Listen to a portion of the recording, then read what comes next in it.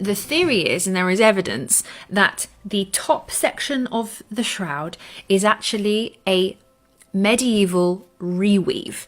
So what they would have done is a process, and you can do it, and it's very expensive to do and very time worthy, but obviously they were going to do it for the Shroud of Jesus.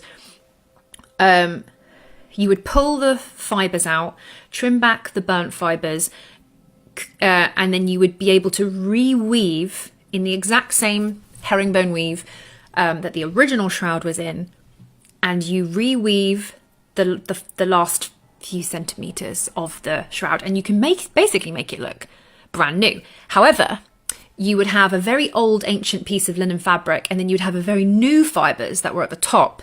So apparently there is evidence that the top bit was dyed, because these would be bright white or a lighter cream, and then there'd be a much more darker yellow for the original fibers.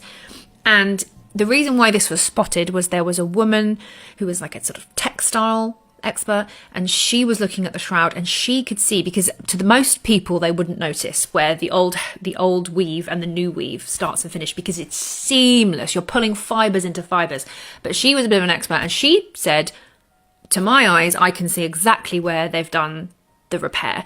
And so she worked with the team in the 80s who were doing, and this is where the theory came out to say, actually, and there has been a paper published, I think in 2017. The paper that was published said that in conclusion that we can rule out the carbon dating. There is enough evidence to basically throw it all into contention.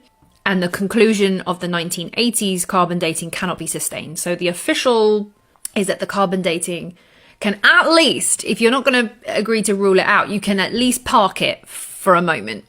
And actually, now that we've dated the cellulose with the other test, with the decomposition rate of the cellulose, and that's saying that it is 2,000 years old, not 700 years old.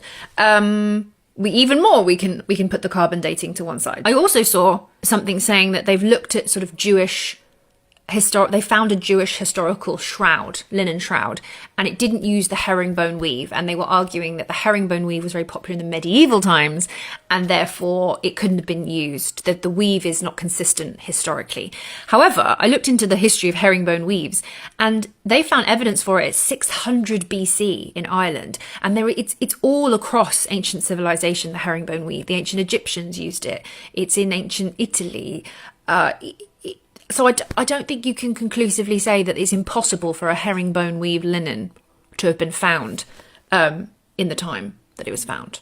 The image that we have from the shroud, you can take forensic evidence of the damage to the body shows up in the image, and it's the more you sort of look into it, the more crazy it is.